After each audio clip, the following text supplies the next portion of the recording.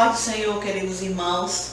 Meu nome é Meire e graças a Deus, mais uma vez estamos estudando a lição da Escola Bíblica Dominical do primeiro ciclo, a lição 4.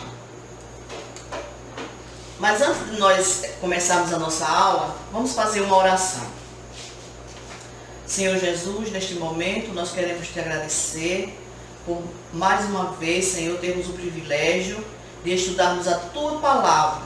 Nos ajuda, Senhor, tantos que vão ouvir, como eu, Senhor, que vou passar alguns momentos aqui com os Teus filhos, explicando a Tua Palavra. Desde já nós te agradecemos, no nome de Jesus. Queridos, o tema dessa revista, do primeiro ciclo, é Conhecendo Jesus e o Reino de Deus.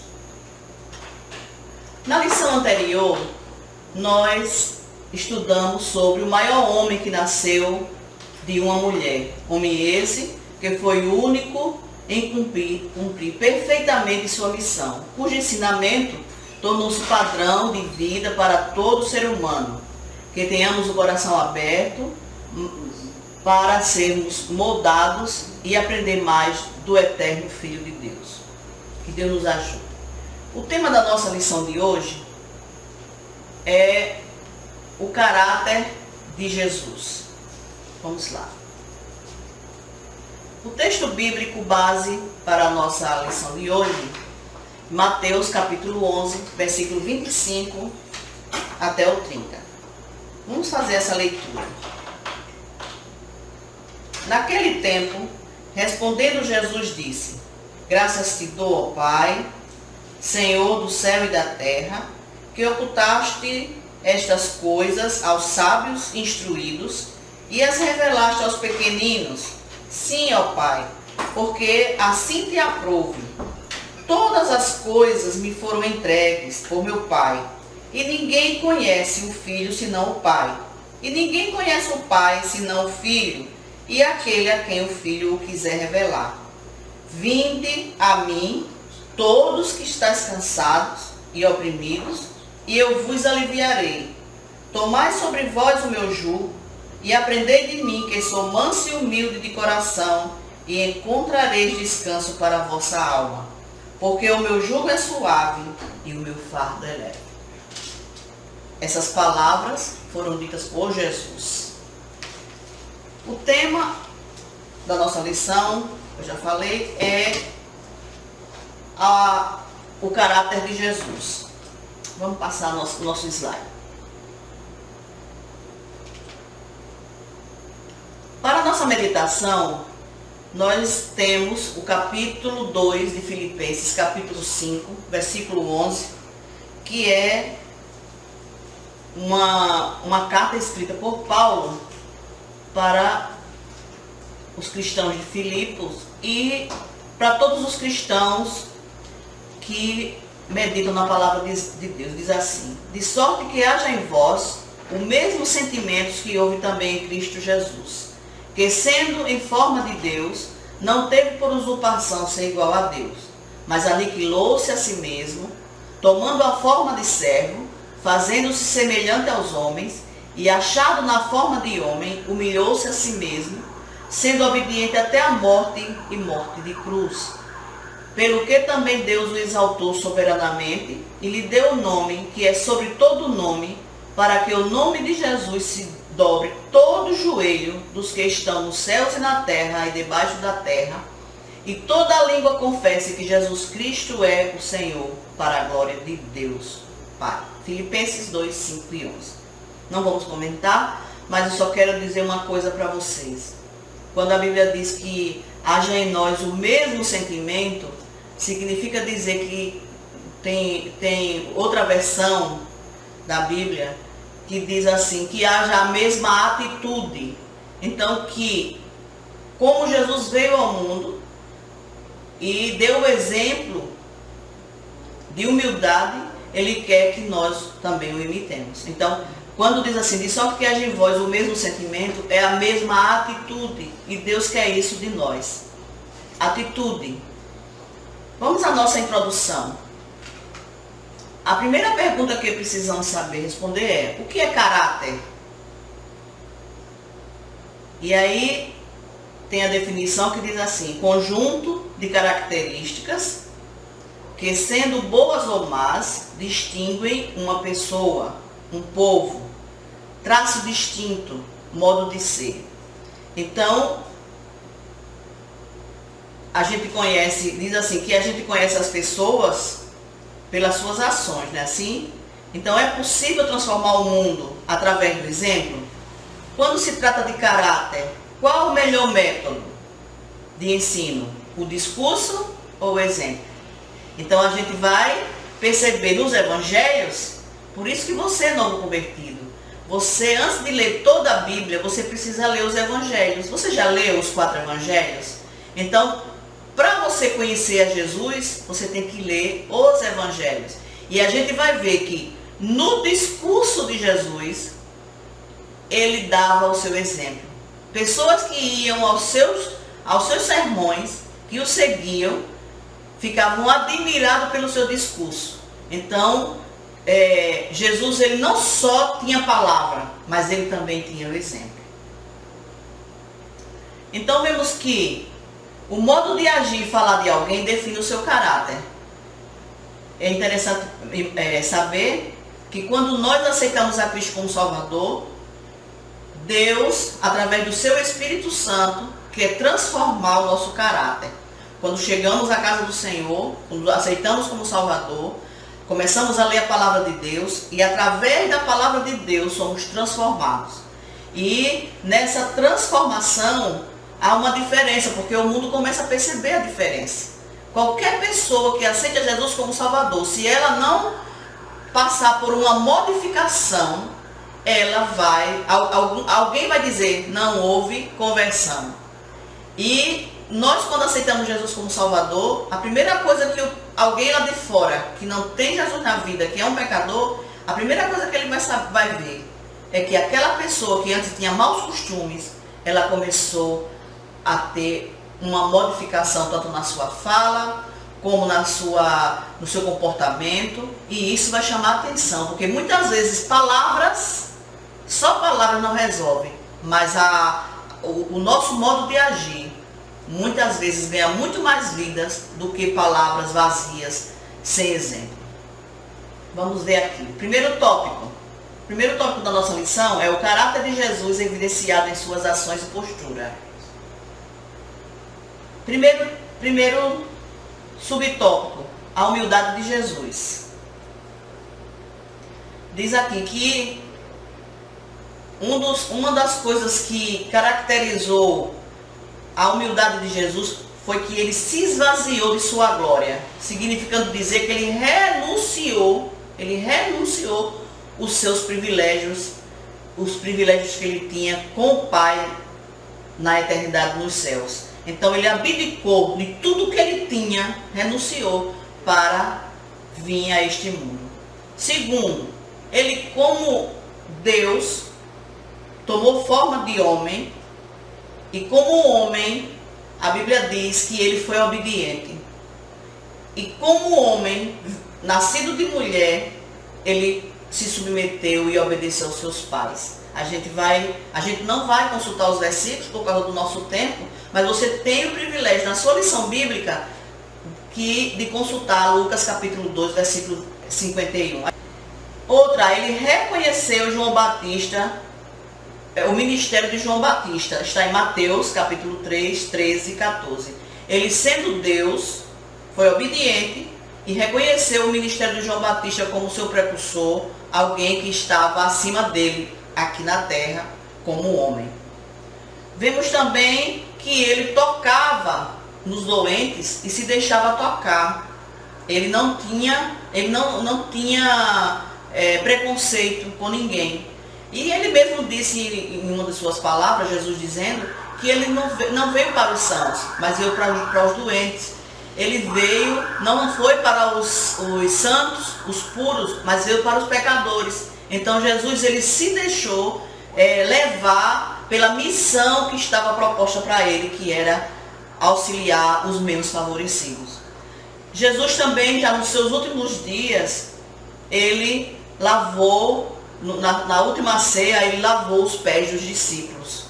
Foi até que Pedro disse que não precisava lavar os pés, mas o próprio Jesus disse que se ele não se submetesse àquele serviço que ele estava prestando naquela hora, ele não tinha parte no reino dos céus. Então Jesus deu exemplo de servo, de um missionário, de um filho bom. Então o que é que nós estamos fazendo aqui na terra? Porque algumas pessoas acham que aceitou Jesus como Salvador e agora as pessoas têm que servi-lo. Engano. Nós fomos chamados para servir, assim como Jesus foi chamado para servir. Eu e você também fomos chamados para servir. E outra, não vamos esperar a recompensa de ninguém. A nossa recompensa está em Deus. Segundo subtópico, diz assim: o ensino exemplar de Jesus. Muitas lições de Jesus foram ensinadas no silêncio de suas ações e postura. Lembra da mulher pecadora? Quando os algozes queriam matá-la, apedrejando-a, porque foi encontrada no delito, estava contra o que as regras, as normas da lei diziam, mas Jesus se dirigiu àquela multidão e disse assim: quem não tiver pecado, seja o primeiro a lançar a pedra. Só disse isso. E todos fizeram uma avaliação de si mesmo e viram que não tinha condições de apedrejar aquela mulher, porque eles pularam muitas regras até que a mulher fosse levada ao apedrejamento. Eles tiveram preconceito e Jesus não. E quando todos saíram, sabe o que foi que Jesus disse para a mulher? Mulher, onde estão os teus acusadores? E ela disse: Senhor, não tem ninguém, não ficou nenhum. Ela disse: então vá em paz, não peques mais. Então Jesus muitas vezes nos ensina na calmaria também. Então, no silêncio de suas ações, Jesus, ele nos ensinou muita coisa. Também, no exemplo de Jesus, então, se nós nos consideramos seus discípulos, vamos agir, vamos seguir seus exemplos e agir como ele. É o que nos propõe a palavra de Deus. Se eu digo que sou servo de Deus, eu tenho que agir como servo de Deus. Se eu digo que sigo ao Salvador, eu tenho que ser como aquele que me ensinou a ser diferente. Então, a palavra de Deus nos ensina. Ela é o modelo do cristão. Outra coisa não é modelo. O único modelo para o cristão é a palavra de Deus. E quando eu conheço a palavra de Deus e quero agradar a Deus, eu tenho que seguir como ela me ensina. Outra pessoa não pode me influenciar, a não ser que eu siga a palavra de Deus. A coerência de Jesus. Um profeta poderoso em obras e palavras, diante de Deus e de todo o povo. Esse era o nosso Senhor. Ele era alguém que, quando alguém o ouvia, contagiava. Porque o exemplo de Jesus, as suas palavras, ela contagiava tanto uma só pessoa, como ela contagiava uma multidão. Muito diferente dos líderes religiosos de Israel, que diziam, mas não praticavam e nem viviam o que ensinavam.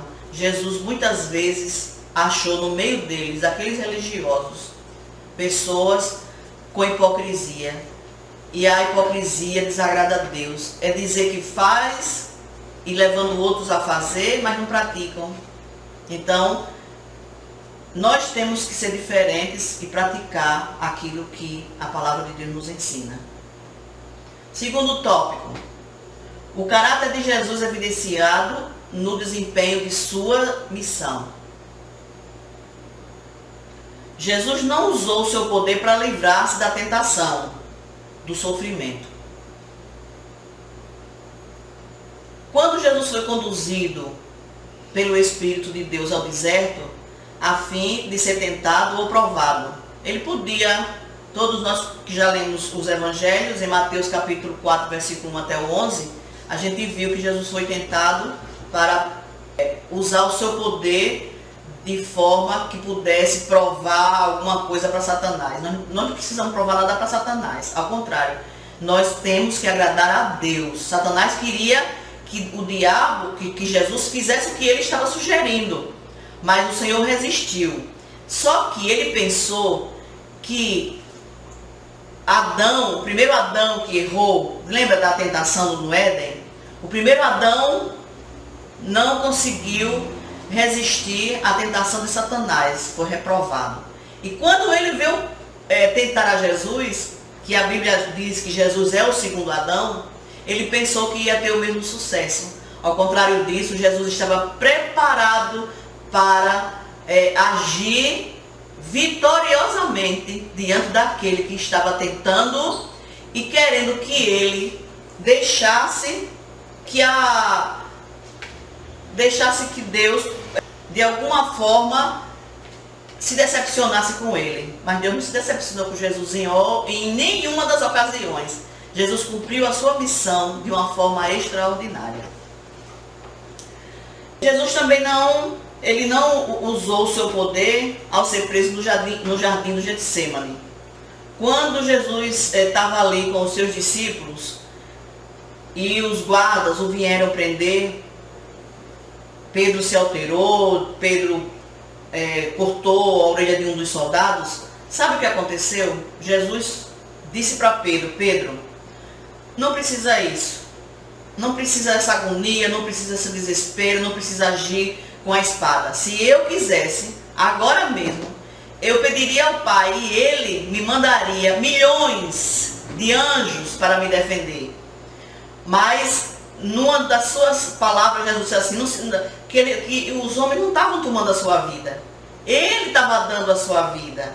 Os homens pensaram que estava indo ao encontro de Jesus, tomando, prendendo, assassinando. Não. Jesus disse assim: eu dou a minha vida, ninguém a toma.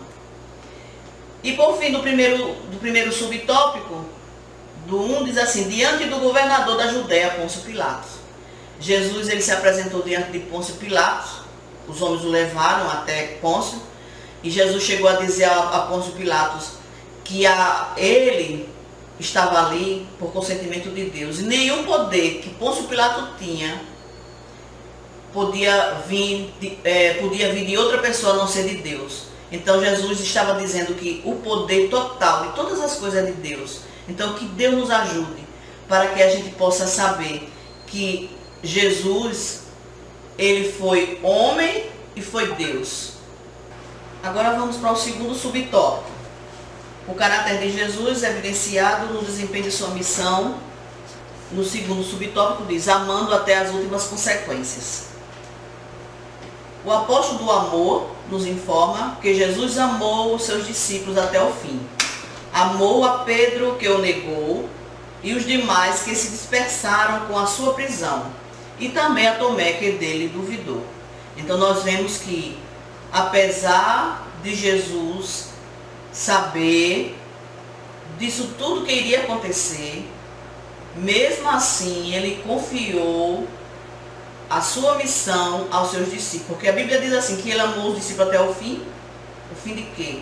Até o final do seu ministério, mesmo eles estando dispersos e deixando Jesus sozinho. Ao agir assim com seus discípulos, Jesus dava-lhes outra oportunidade e uma nova chance. Lembra de Pedro, que negou a Jesus 3 vezes e foi advertido por Jesus que isso iria acontecer? Mesmo assim, Jesus lhe deu outra oportunidade. Lembra do encontro que Jesus teve com Pedro, depois da sua ressurreição? E Jesus confiou a ele a igreja, o ministério da igreja nas suas mãos. Então nós vemos que Jesus amou os discípulos até o fim, antes da sua morte, e foi ao encontro de Pedro e dos seus discípulos para continuar aquilo que ele tinha começado antes da ressurreição.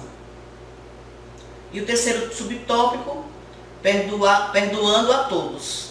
Mesmo sofrendo todo tipo de afronta, Jesus orava ao Pai pedindo que perdoasse seus algozes. Na cruz, todos estavam ali provocando a Jesus, mas Jesus, a oração dele foi: Pai, perdoa-lhes porque não sabem o que fazem. Ainda hoje, Deus tem muita paciência com a humanidade. Se fosse eu e você, talvez a gente não tivesse essa paciência que Deus tem. Ainda bem que o dono do céu é Ele. E é com esse tipo de amor que Deus espera que nós nos amemos. Então Jesus quer que a gente ame uns aos outros. Senão a gente não vai ter paciência. A própria palavra de Deus nos ensina que a gente tem que suportar a fraqueza dos outros, dos que são mais fracos do que a gente. Então que Deus nos ajude para que a gente possa perdoar sempre, assim como Jesus perdoou. O caráter de Jesus, o terceiro subtópico, o caráter de Jesus evidenciado em seu relacionamento com Deus. A obediência de Jesus em relação ao Pai. Ainda em sua adolescência, Jesus demonstrou ter essa consciência, pois chegou a perder-se de José e Maria por estar envolvido em um debate com doutores da lei. Lembra que Jesus ele foi para o templo e quando Maria chegou perto de Jesus, ele disse assim, ó, assim, mãe, eu estou fazendo a vontade do meu Pai. Então, já na adolescência, Jesus já sabia da sua missão. Adorando ao Pai. No terceiro tópico, no segundo subtópico, adorando ao Pai. Glorificou a Deus por Ele ter revelado a chegada do seu reino para os simples. Jesus se apresentou às pessoas simples. E Ele foi simples como as pessoas. Senão Ele não tinha sido aceito pelos simples. Porque os religiosos estavam esperando um Jesus coroado, descendente de Davi. Jesus era descendente de Davi, da genealogia de Davi. Mas eles esperavam um Senhor do trono. Mas Jesus, ele frustrou toda aquela expectativa dos hipócritas daquela época. Mas ele se apresentou aos simples. E foi a esses simples, foram esses simples que receberam a salvação. Não deixe de consultar os versículos, tá certo? Na ressurreição de Lázaro, ele adorou ao Senhor, quando ele orou a Deus dizendo assim, Pai, glorifica o teu nome, porque sempre o próprio Jesus sempre se preocupou em que o nome de Deus fosse glorificado.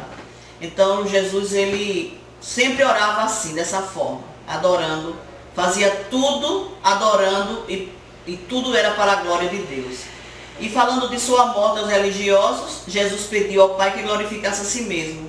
E nesse versículo, capítulo 12 de João, 27 e 28, você vai ver que Deus bradou no meio do povo. E as pessoas ficaram impressionadas quando Deus se manifestou dessa forma, pensando até que era trovão, mas era Deus falando com Jesus no meio do povo. E no terceiro subtópico, do terceiro tópico, aí vem a pergunta, Deus precisa orar? Me chamou muita atenção esse último tópico, quando diz assim, se orar for somente pedir, talvez não. Mas acontece que orar é dialogar com o Pai, por isso Jesus o fazia. Então, Jesus como Deus não precisava orar, mas ele como homem precisava, sabe por quê?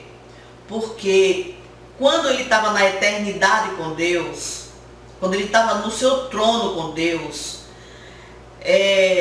ele tinha uma comunhão muito estreita, os dois conversavam, eles se comunicavam com muita intimidade.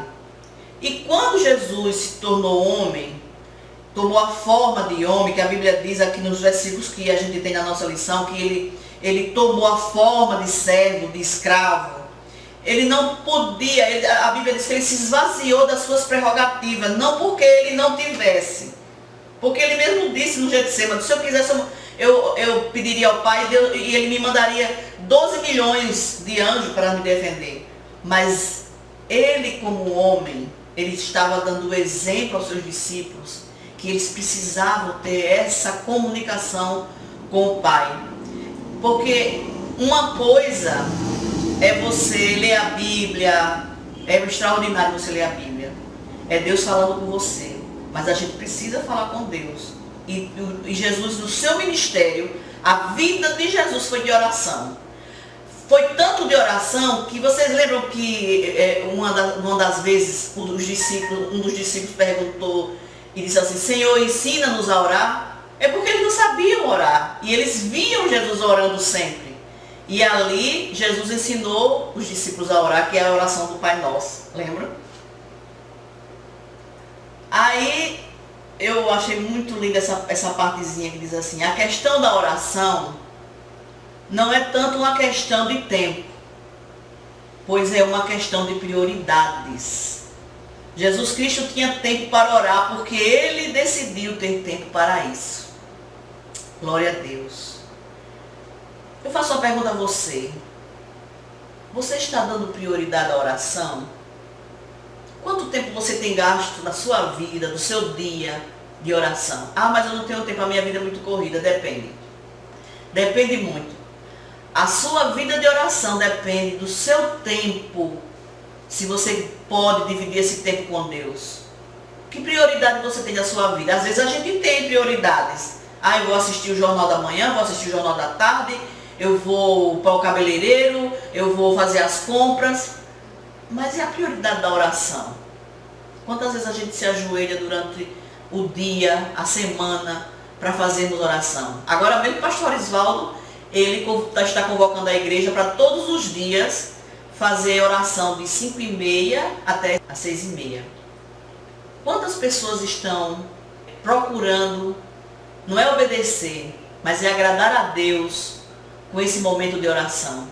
Jesus tinha essa prioridade na vida dele. Jesus tinha tempo para orar, porque ele decidiu ter tempo para orar. Você precisa decidir ter tempo para orar. Talvez esse tempo difícil que todo mundo está passando, você vai observar que agora sim a gente está tendo tempo para orar.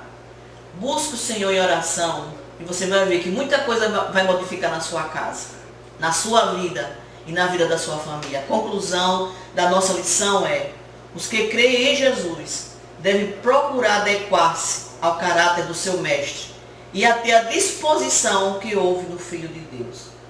Filipenses, capítulo 2, versículos 5 e 11, que nós lemos no começo, que era a nossa meditação, fala dessa disposição de Jesus se entregar, tomar a forma de servo. Ele não quis para si ser igual a Deus aqui na terra, mas ao contrário disso, ele se despojou. E a gente precisa despojar do nosso eu e fazer como Jesus nos ensinou na sua palavra. Que Deus nos ajude para que o exemplo de Jesus seja constante. Uma coisa interessante que eu vi aqui na nossa lição é que nós precisamos valorizar o caráter que Deus quer que nós tenhamos. O nosso caráter, valorizar isso. E se a gente não valorizar, não der esse valor ao que Deus quer que nós sejamos, fica difícil. Mas eu creio que o Senhor vai nos abençoar muito. E quando você e eu meditarmos na sua palavra e dizer: Deus, me transforma. Porque você, como novo convertido, você vai dizer: isso está muito difícil para que eu faça. Mas através da oração e com a ajuda do Espírito Santo, que é a pessoa que está ao nosso lado todos os dias, querendo fazer aquilo que Deus quer que nós façamos, que é uma transformação de caráter, de comportamento, aí Deus, através da sua própria vontade de transformação, Ele vai te ajudar a superar essas coisas que você quer que seja transformado na sua vida. Busca o Senhor, leia a sua palavra, ore sempre, não deixe de orar. Procure dar prioridade às coisas de Deus, porque uma coisa eu vou lhe dizer, é essa a vontade de Deus para mim e para você. Estamos vivendo tempos difíceis, não estamos? Mas isso tudo vai passar. Agora uma coisa eu digo, sofrimento nunca vai deixar de ter na terra. Agora Jesus está pertinho de vir, e agora a gente tem que focar muito nisso, na sua volta, porque isso é prenúncio da sua volta. E Deus, Ele quer que a gente esteja preparado para esse dia. A igreja de Cristo tem que estar preparada com as suas lâmpadas acesas, tem que ter azeite. E azeite só se conquista com leitura da palavra e oração. E eu sei de uma coisa, Deus vai, nesses últimos dias, outro dia eu estava assistindo o jornal, e nas ruas, numa rua que parecia de classe média alta, pessoas de joelho, clamando, pedindo a Deus socorro e misericórdia, tanto para as suas famílias como para a comunidade, naquela comunidade. Eu nunca vi ninguém se ajoelhando na rua, a não ser os muçulmanos. Mas no Brasil eu já estou vendo gente se ajoelhando nas ruas, através das mídias sociais. Mas uma coisa eu digo a você, a gente não precisa se ajoelhar na rua para fazer clamores. Pode ser até que haja essa necessidade, mas eu e você precisamos adquirir esse caráter extraordinário que Jesus tem e que Ele quer também que a gente tenha. Deus te abençoe poderosamente e te ajude e te guarde em nome de Jesus. Vamos fazer uma oração agradecendo a Deus por este momento. Senhor Jesus, neste momento nós queremos te agradecer por tudo que tens feito em nossas vidas, Pai. Toma em tuas mãos cada um dos teus filhos que ouviram a tua palavra. Ajuda-nos, Senhor. Nos transforma, Pai, para que possamos agradar a Ti. Porque eu sei de uma coisa, Senhor. A Tua volta está muito próxima. E desde já nós te agradecemos pela Tua maravilhosa palavra que nos foi dada através, Senhor, desta lição bíblica. Deus, abençoe os Teus filhos que nos ouvem. Em nome de Jesus, desde já, nós te agradecemos. Amém.